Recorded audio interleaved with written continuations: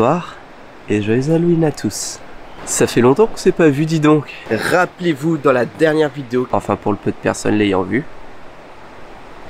je vous avais dit que de tout nouveaux concepts allaient arriver. Là, aujourd'hui, on va faire quelque chose de tout nouveau. Et quoi de mieux pour débuter ce concept que d'attaquer dans ce qui est peut-être la légende la plus connue de l'île. On commence gros directement. La légende qui a traumatisé tous les enfants de la Réunion. Et encore aujourd'hui, cette légende continue de traumatiser même les adultes. Pour vous dire à quel point c'est ancré sur l'île. Cette légende datant de plusieurs siècles, d'après mes recherches, je vais vous raconter les histoires de la sorcière la plus connue de la Réunion. La plus crainte, peut-être vous l'avez déjà deviné, il s'agit de... Grand-mère. C'était quoi ça? Alors commence. Je vais vous raconter l'histoire de Grand-mère Cal. Alors tout d'abord, il faut savoir qu'il existe plusieurs versions de cette légende. Je vais vous en raconter exactement deux pour ce soir. Si vous êtes sage, on reparlera peut-être d'elle un autre jour. Pour cette première histoire, nous sommes donc au XVIIIe siècle. On va commencer par la longue directement, si ça vous dit.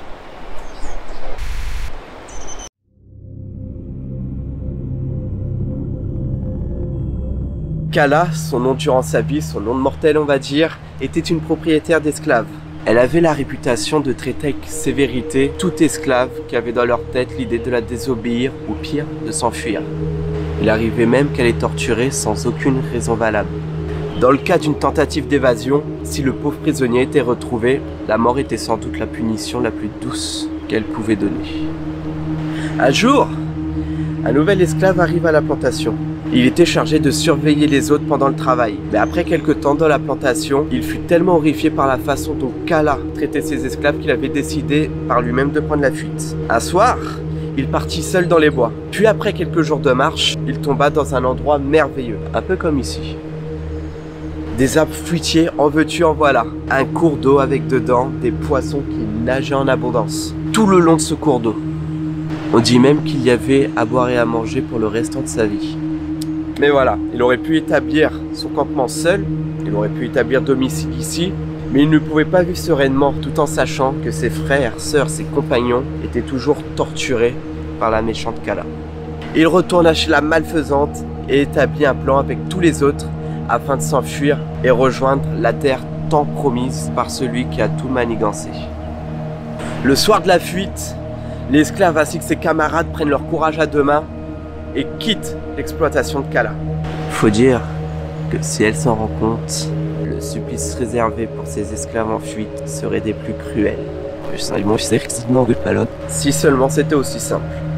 En effet, tout aurait pu se passer comme prévu, mais un esclave moins courageux que tous les autres, on va l'appeler le Capon, but à dévoiler tout le plan de fuite à Kala. Les malheureux sont tombés nez à nez avec leur maîtresse ainsi que d'autres maîtres d'esclaves armés de la tête aux pieds. Dans une dernière tentative de fuite, une grande partie des esclaves furent tout bonnement fusillés. Seulement une petite poignée réussit à s'échapper. Parmi les rescapés, on peut retrouver celui à l'origine du plan. Promis, je vous donne son nom plus tard. Éprouvant maintenant une haine sans limite contre Kala, il n'allait tout simplement pas laisser cela impuni. Il s'avère qu'il était un bon connaisseur des plantes ainsi que de la médecine médicinale. Donc forcément, s'il connaît des bonnes plantes, il connaît aussi les mauvaises plantes. Vous voyez donc où je veux en venir. Il concocta un poison translucide et inodore. Ça veut dire sans odeur, si tu le sais pas. Qu'il fit apporter à son ancienne propriétaire par un des esclaves. Kala, croyant qu'il s'agissait tout simplement d'eau, se mit à boire cette mixture d'une traite. L'erreur. Immédiatement, un tordit de douleur. Ses cris résonnaient dans toute la plantation. Cette douleur insoutenable est le fruit de la vengeance de l'esclave, empli de haine après avoir vu ses frères se faire noyer, tuer, brûler, pendre sous les ordres de celle qui la servait de maîtresse d'esclave. La douleur toujours aussi insupportable, quelque chose en plus se mit à arriver. En effet, Kala se transforma tout d'un coup en un grand oiseau noir. Les esclaves, eux, se sont tous cachés dans l'endroit de rêve qu'on appelle aujourd'hui le cirque de Mafat. Ouais, vous l'avez peut-être deviné maintenant. L'esclave en question était Mafat. D'ailleurs, petite anecdote, Mafat veut dire celui qui tue en malgache. On en reparlera peut-être dans une autre vidéo. Pour en revenir à Kala, on raconte qu'elle est encore aujourd'hui sous la forme d'un oiseau noir et qu'elle apparaît seulement pour prévenir d'un danger imminent dans votre famille. Ça vous rappelle quelqu'un, non? Avant de passer à la prochaine histoire, juste un petit rappel. N'hésite pas à mettre le pouce bleu, à partager la vidéo et à t'abonner s'il te plaît.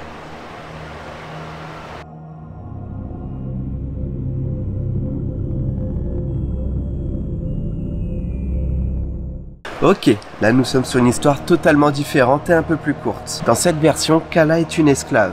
Oui, quand je disais qu'on est dans une version totalement différente, c'est vrai. C'était une esclave et elle avait un fils assez turbulent. Un jour, pour je ne sais quelle raison, son garçon tomba dans la mer de la Ravine Blanche. La pauvre tenta de la sauver de toutes ses forces, mais en vain, entraînant sa mort par la même occasion. Depuis ce jour, si un malheur se prépare dans votre famille, elle vous préviendra avec son cri légendaire ressemblant à ça.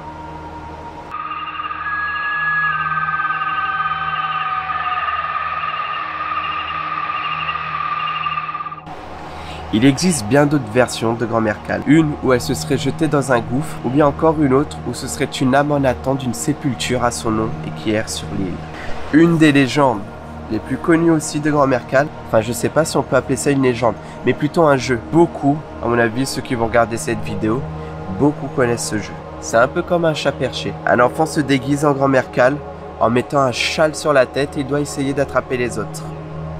Si vous êtes de La Réunion et que vous avez joué à ça durant votre enfance, mettez-le en commentaire, votre façon de jouer. Ça se trouve, ça peut être différent d'un à l'autre. Ça peut être très intéressant de savoir chaque version du jeu.